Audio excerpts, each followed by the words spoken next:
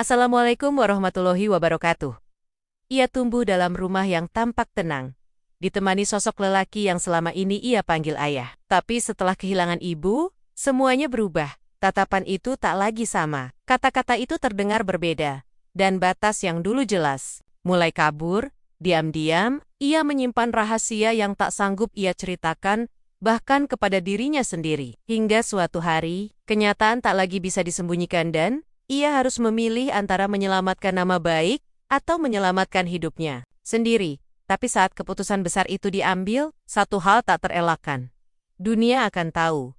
Pertanyaannya, apa yang sebenarnya terjadi di balik pintu rumah itu? Selamat datang di channel DC Story, tempat di mana setiap kisah punya makna, setiap cerita menyimpan hikmah, dan setiap drama kehidupan mengajarkan kita tentang cinta, sabar, dan iman. Di sini, kita akan menyelami kisah-kisah yang mungkin sederhana, tapi syarat pesan dan pelajaran hidup. Sebelum lanjut, mari kita ramaikan kolom komentar dengan sholawat kepada Nabi Muhammad Shallallahu Alaihi Wasallam. Semoga setiap sholawat yang kita kirim jadi cahaya dalam hidup kita. Amin ya Rabbal Alamin.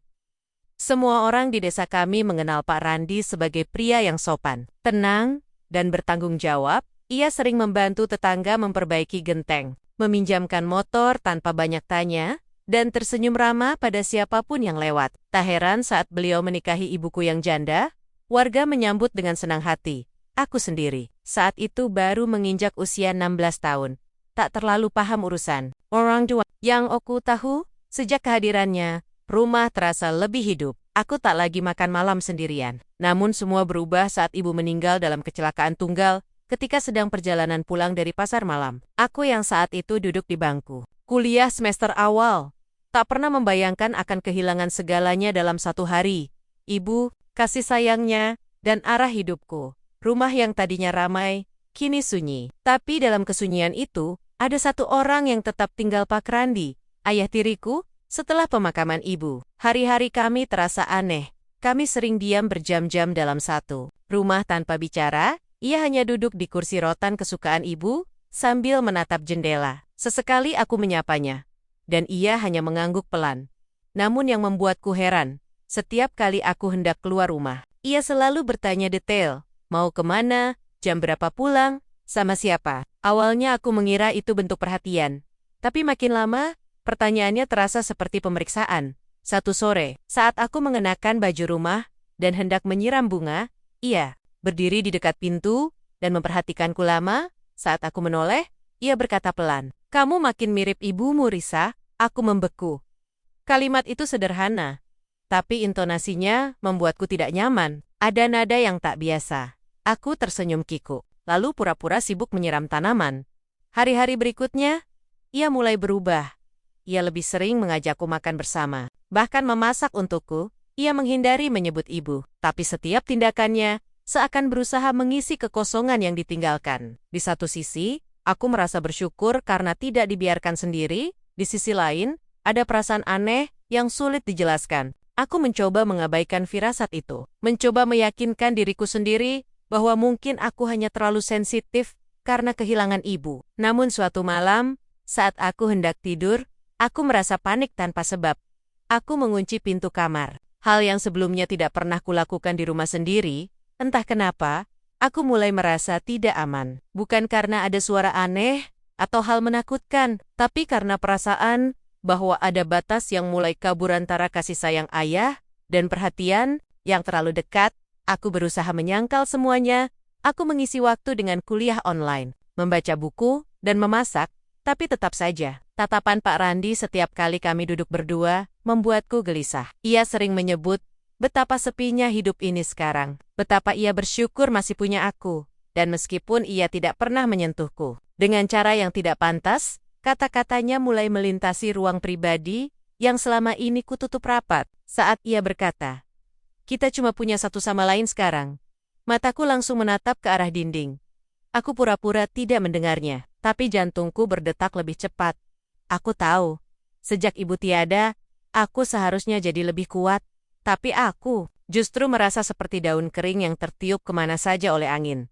Tak punya akar, tak punya tempat berpijak, dan saat itulah, segalanya mulai berubah. Tidak dalam bentuk besar atau dramatis, Tapi dalam hal-hal kecil seperti cara ia memanggil namaku dengan suara rendah, atau cara ia menatapku lebih lama dari yang seharusnya, dalam hatiku, aku tahu ada yang tidak beres.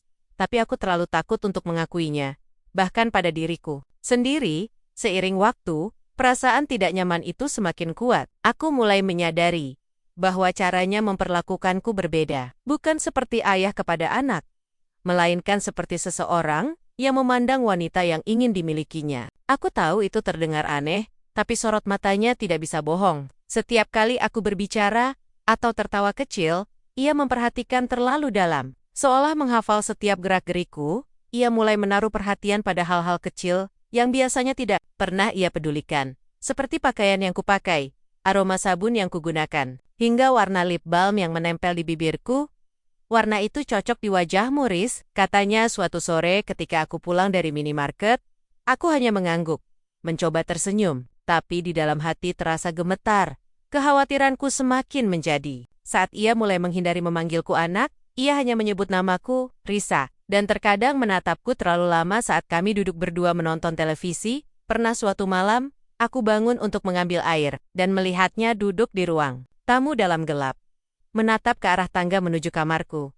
Saat aku muncul, ia berdiri tergesa lalu berkata, "Ayah, hanya belum bisa tidur." Aku mulai menghindari banyak hal. Tak lagi duduk berlama-lama di ruang tengah. Tidak pernah memakai pakaian santai saat di rumah. Dan selalu memastikan pintu kamar terkunci dengan baik. Aku bahkan mulai membuat alasan untuk pulang larut, supaya bisa langsung masuk kamar tanpa banyak percakapan. Tapi tetap saja, ada malam-malam yang terasa mencekam, meskipun tidak terjadi apa-apa. Seperti malam itu, ketika hujan turun begitu deras, dan listrik rumah padam total, aku duduk di kamar. Dengan cahaya ponsel seadanya, mencoba mengalihkan rasa takut dengan mendengarkan lagu pelan-pelan. Suara hujan di atap terdengar seperti ketukan waktu yang memaksa pikiran-pikiran aneh datang. Lalu, ada ketukan pelan di pintu. Aku diam, jantungku berdetak kencang. "Risa, kamu baik-baik saja?" Suara itu lembut, tapi menggema keras di pikiranku. Itu suara Pak Randi. Aku menggenggam selimut erat-erat dan menjawab dengan suara serendah mungkin. "Aku baik, Pak. Aku sudah mau tidur." Ia diam sejenak. Aku bisa merasakan keberadaannya masih di depan pintu, lalu ia bicara lagi. "Kalau kamu takut, ayah bisa temani sebentar. Ayah juga merasa sepi malam ini." Aku tidak menjawab. Aku hanya memejamkan mata, berharap ia pergi. Beberapa detik yang terasa sangat lama berlalu. Lalu akhirnya langkah kakinya terdengar menjauh. Aku menghela napas panjang. Tapi sejak malam itu, rasa tenang tak pernah lagi benar-benar tinggal di rumah ini. Beberapa hari setelahnya, ia mulai bicara dengan cara yang lebih jujur. Suatu pagi, saat aku sedang membuat sarapan, ia berdiri di belakangku dan berkata pelan, "Kamu tahu, Riz, kadang ayah berpikir, kalau kamu bukan anak ayah, mungkin semuanya akan terasa lebih mudah." Aku mematung. Tangan yang sedang mengocok telur berhenti seketika. Aku tidak berani menoleh.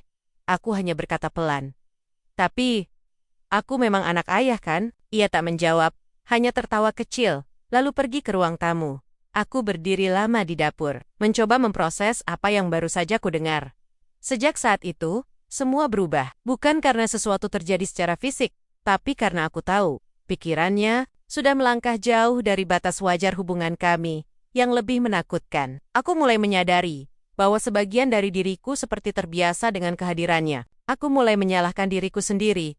Mungkin karena aku terlalu lembut, terlalu diam, terlalu bergantung padanya setelah ibu meninggal, tapi semakin aku mencoba menyalahkan diri sendiri, semakin aku merasa terjebak. Aku tahu, ada sesuatu yang harus kuputuskan. Tapi keputusan apa? Aku tidak tahu harus bicara ke siapa. Semua orang menganggap Pak Randi adalah pria baik. Aku takut dianggap berlebihan, aku takut tak ada yang percaya. Tapi aku juga takut, jika semua ini terus berlanjut, aku akan kehilangan kendali atas hidupku sendiri, dan saat itulah, untuk pertama kalinya, aku menyadari bahwa rumah ini tidak lagi aman, tidak lagi menjadi tempatku pulang dengan lega, melainkan tempat di mana hatiku selalu penuh pertanyaan. Sampai kapan aku bisa bertahan tanpa kehilangan diriku sepenuhnya? Beberapa minggu setelah malam hujan itu, tubuhku mulai menunjukkan tanda-tanda yang tak biasa. Setiap pagi aku merasa mual, nafsu makan menurun. Kadang pusing datang begitu saja. Awalnya aku pikir hanya masuk angin biasa, tapi setelah 2 minggu berlalu dan siklus bulanan tak kunjung datang, Aku mulai panik. Dengan tangan gemetar, aku membeli alat tes kehamilan dari apotek kecil di kota sebelah. Aku sengaja tidak membelinya di desa. Takut ada yang mengenali.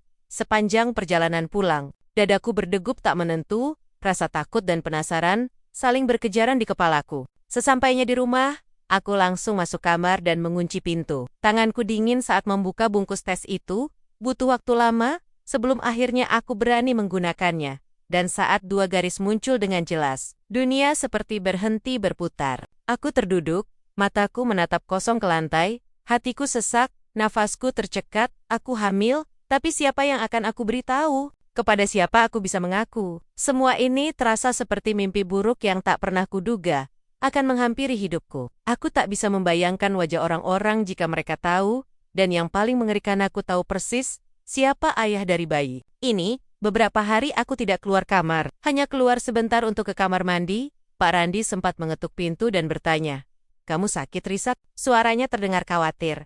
Tapi bagiku justru menambah beban pikiran. Aku hanya menjawab singkat, "Sedikit pusing, Pak. Aku tidak tahu harus bagaimana. Tapi aku juga tahu, aku tak bisa membiarkan semuanya terus seperti ini." Aku merasa tubuhku semakin berat, bukan hanya karena janin yang tumbuh, tapi karena rasa bersalah, bingung, dan takut yang menumpuk setiap hari. Pada suatu malam yang sunyi, saat aku dan dia duduk di ruang tengah, aku memandangnya lama. Wajahnya tampak tenang, iya, menonton televisi, seolah tak terjadi apa-apa. Lalu aku memberanikan diri bicara, "Pak, aku ingin menikah." Kalimatku membuatnya menoleh cepat. Matanya penuh tanya, bahkan sedikit panik. "Dengan siapa?" tanyanya. Aku menarik napas pelan, lalu menjawab, "Dengan Bapak." Ruangan mendadak hening. Ia terdiam beberapa detik sebelum akhirnya tersenyum samar. "Kamu yakin?" tanyanya. Aku mengangguk. Meskipun jantungku berdebar sangat keras, dalam kepalaku hanya ada satu pikiran. Jika aku tidak menikahinya, bagaimana aku bisa menjelaskan kehamilan ini pada dunia? Aku tahu, keputusan ini terdengar gila, tapi dalam pikiranku saat itu, pernikahan bisa menjadi perisai. Setidaknya, bisa menjelaskan segalanya, bisa membuatku tampak lebih wajar di mata orang lain. Aku tidak memikirkan kebahagiaan, cinta, apalagi masa depan. Aku hanya berpikir bagaimana caranya agar aib ini tidak menyebar. Pak Randi menyetujui ide itu tanpa banyak tanya. Ia tempak liga, mungkin karena ia merasa memiliki alasan yang sah untuk tetap bersamaku. Dalam waktu 1 minggu, kami mengurus pernikahan secara diam-diam. Ia mencari 2 orang saksi yang tidak mengenal kami dan membayar seorang penghulu dari luar kota untuk mengurus akad secara tertutup. Hari itu datang begitu cepat. Aku mengenakan gamis putih sederhana. Tak ada keluarga, tak ada tawa, tak ada bunga. Hanya 2 kursi, meja kecil, dan suara lirih dari penghulu yang membacakan akad. Aku mengucap iya dengan suara pelan, bukan karena malu, tapi karena masih tak percaya. Semua ini benar-benar terjadi. Setelah pernikahan itu, rumah kami kembali sunyi. Tapi kini kesunyian itu lebih menyakitkan. Aku bukan lagi anak tirinya, aku adalah istrinya. Namun, tidak ada rasa cinta yang lahir dari hubungan ini. Yang ada hanya kebingungan, luka, dan kepura-puraan yang kian hari kian menggerogoti batin. Aku sering duduk sendirian di teras belakang, memandangi langit malam dan bertanya dalam hati. Apakah aku sedang membangun rumah tangga, atau justru menggali lubang untuk mengubur sisa-sisa hidupku? Sejak pernikahan itu, aku merasa hidupku berjalan seperti bayangan. Ada bentuknya, tapi tak punya nyawa. Hari-hari kulewati dengan rutinitas kosong. Memasak, membersihkan rumah, duduk di teras, lalu kembali ke kamar. Tidak ada obrolan hangat, tidak ada pelukan, tidak ada tawa, seperti dalam bayanganku tentang pernikahan yang layak. Hubungan kami lebih seperti perjanjian diam-diam yang dipaksakan oleh keadaan. Perutku perlahan mulai membesar. Aku tak lagi bisa menyembunyikannya dari pandangan. Beberapa tetangga mulai berbisik saat aku lewat, tapi tidak ada yang berani bertanya langsung. Mungkin karena mereka tahu betapa tertutupnya kami sejak ibu meninggal, atau mungkin karena mereka terlalu bingung untuk memahami apa yang sebenarnya terjadi di balik pintu rumah kami. Suatu hari, tanpa pemberitahuan, adik dari almarhumah ibu datang berkunjung. Tante Nia, yang selama ini tinggal di kota lain, berdiri di depan pintu dengan wajah terkejut. Ia melihatku berdiri dengan perut menonjol dan ekspresi yang tidak bisa kusembunyikan. Matanya bergetar. Ia tahu, Ia tahu ada sesuatu yang tidak beres. Kami duduk di ruang tamu dalam keheningan yang menyesakkan. Ia bertanya pelan, "Risa, ini anak siapa?" Suaranya bergetar, seperti sedang menahan perasaan yang terlalu berat untuk diucapkan. Aku tak mampu menjawab, hanya menunduk. Lalu, dengan suara lebih pelan, ia bertanya lagi, "Kamu menikah dengan siapa?" Aku mengangguk pelan, lalu menyebut nama itu. Pak Randi. Matanya membelalak, tangannya refleks menutup mulut. Ia tak berkata apa-apa selama beberapa menit. Hanya menatapku dengan air mata yang perlahan menggenang, tak ada teriakan, tak ada marah. Tapi justru tatapan kecewanya itulah yang paling menghantam. Keesokan harinya, kabar itu menyebar dengan cepat seperti api membakar ladang kering. Entah dari mana asalnya, tapi dalam waktu singkat, foto buku nikah kami sudah tersebar di media sosial. Ada yang mencemooh, ada yang mengutuk, dan ada pula yang sekadar ikut menyebarkan tanpa tahu cerita utuhnya. Judul-judul berita mulai bermunculan. Gadis muda menikah dengan ayah tirinya. Ternyata sudah hamil 5 bulan. Aku membaca setiap kalimat dengan gemetar. Komentar-komentar warganet seperti panah yang menembus hati. Mereka tidak tahu bahwa aku tidak sedang menikmati hubungan ini. Mereka tidak tahu bahwa semua ini adalah jalan buntu yang kuambil karena merasa tak punya pilihan. Yang paling menyakitkan adalah ketika aku berharap Pak Randi akan berdiri di sampingku, menjelaskan bahwa semua ini bukan sepenuhnya salahku, tapi yang terjadi sebaliknya. Ia tak muncul dimanapun, tidak di rumah, tidak di media sosial, bahkan tidak di sisi tempat tidur kami. 3 hari setelah berita itu menyebar, ia benar-benar menghilang. Uang di lemari sebagian raib, ponselnya tidak aktif, dan satu-satunya motor di rumah juga tak ada. Ia pergi begitu saja, meninggalkanku dalam pusaran gosip dan aib yang tak kuminta. Aku duduk di ruang tengah, dengan perut yang kini mulai terasa berat. Tanganku memegang perut itu erat-erat, seolah ingin melindungi bayi ini dari dunia luar yang terlalu kejam. Tapi siapa yang akan melindungiku? Aku sendiri di rumah yang dulunya tempat berlindung, kini menjadi saksi bisu dari luka yang tak tahu bagaimana harus disembuhkan. Setiap malam, aku merenung di sudut kamar, membayangkan wajah ibu, membayangkan jika beliau masih hidup. Mungkin semua ini tak akan terjadi. Aku menangis tanpa suara. Hanya air mata yang terus jatuh di bantal yang semakin sering basah. Aku ingin bicara, aku ingin memohon bantuan, tapi aku takut, aku lelah. Namun, di tengah keputusasaan itu, ada satu hal yang masih tersisa detak kecil dari dalam perutku. Aku meletakkan telapak tangan di atasnya, mencoba merasakan gerakannya dan dari sana, perlahan tumbuh sebuah tekad yang belum pernah aku rasakan sebelumnya. Aku mungkin jatuh, aku mungkin salah langkah, tapi aku tidak boleh menyerah. Setidaknya, demi kehidupan kecil yang sedang tumbuh di dalam diriku, hari-hari setelah kepergian. Pak Randi adalah masa yang paling sunyi dalam hidupku. Tak ada lagi suara motor di pagi hari, tak ada langkah kaki berat melewati dapur, hanya aku, kehamilanku, dan rumah yang kini terasa terlalu besar untuk kutinggali sendiri. Tapi, dari kesunyian itulah, aku mulai belajar mengenali diriku yang sesungguhnya. Aku mulai berbicara pada bayi di dalam perutku. Setiap malam sebelum tidur, "Maafkan Mama, Nak," bisikku. "Kita mungkin datang dari awal yang keliru, tapi Mama janji akan membesarkanmu dengan cinta yang benar." Dan saat aku berbicara begitu, entah kenapa aku merasa lebih kuat. Seolah ada jawaban, diam-diam dari dalam diriku sendiri bahwa aku masih punya harapan. Dengan sisa uang tabungan yang ada, aku memutuskan untuk meninggalkan rumah itu. Aku tak sanggup lagi tinggal di tempat yang menyimpan terlalu banyak kenangan dan luka. Aku pergi ke kota lain, ke sebuah rumah singgah yang dikelola oleh sekelompok perempuan yang peduli pada korban kekerasan dan penelantaran. Di sana, aku disambut dengan senyum hangat dan pelukan yang tulus. Bukan penilaian, bukan pertanyaan. Di tempat itu, aku mulai menemukan kembali cahaya yang sempat padam. Aku bertemu perempuan-perempuan hebat dengan kisah yang bahkan lebih pilu dariku. Tapi mereka semua memiliki satu kesamaan. Mereka tidak menyerah. Mereka bertahan demi anak, demi masa depan, dan demi diri mereka sendiri. Aku mengikuti konseling, berbicara dari hati ke hati dengan seorang psikolog yang sabar dan mendengarkan tanpa menghakimi. Ia berkata, "Risa, kamu bukan salah. Kamu hanya terjebak dalam situasi yang rumit dan tidak adil, tapi kamu sudah melakukan hal paling berani. Keluar dari situasi itu."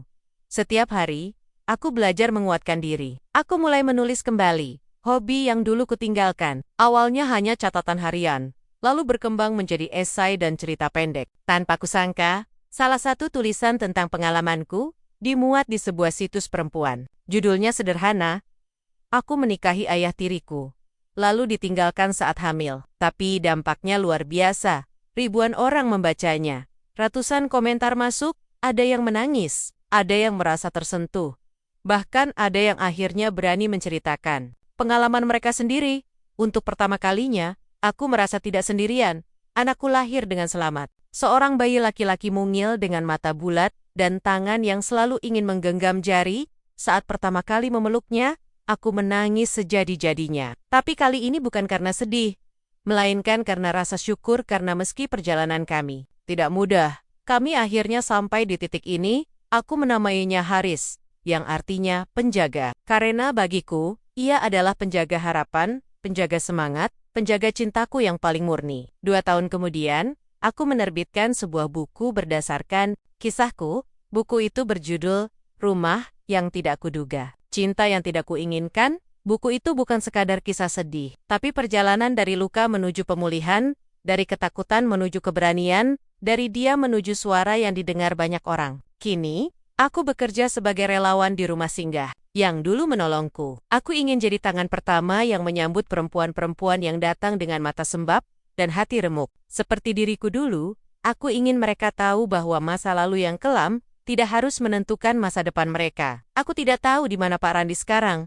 Aku tidak mencarinya, bukan karena benci, tapi karena aku memilih untuk tidak hidup dalam bayangan masa lalu. Biarlah waktu dan takdir yang menyelesaikan urusannya. Yang ku tahu, aku telah menjadi versi terbaik dari diriku sendiri, tidak sempurna, tidak juga bebas dari luka. Tapi aku berdiri dengan kepala tegak dan hati yang utuh. Dan jika suatu hari anakku bertanya tentang masa lalu, aku akan berkata jujur, tapi dengan cara yang penuh kasih. Karena yang penting bukan dari mana kita berasal, tapi bagaimana kita memilih untuk melangkah ke depan. Terima kasih sudah menyimak kisah hari ini di channel DC Story. Semoga cerita ini bisa menjadi pelajaran dan pengingat untuk kita semua. Kalau kamu merasa terinspirasi atau tersentuh, jangan lupa untuk like, subscribe, dan nyalakan lonceng notifikasinya, agar kamu enggak ketinggalan kisah-kisah penuh hikmah berikutnya. Wassalamualaikum warahmatullahi wabarakatuh.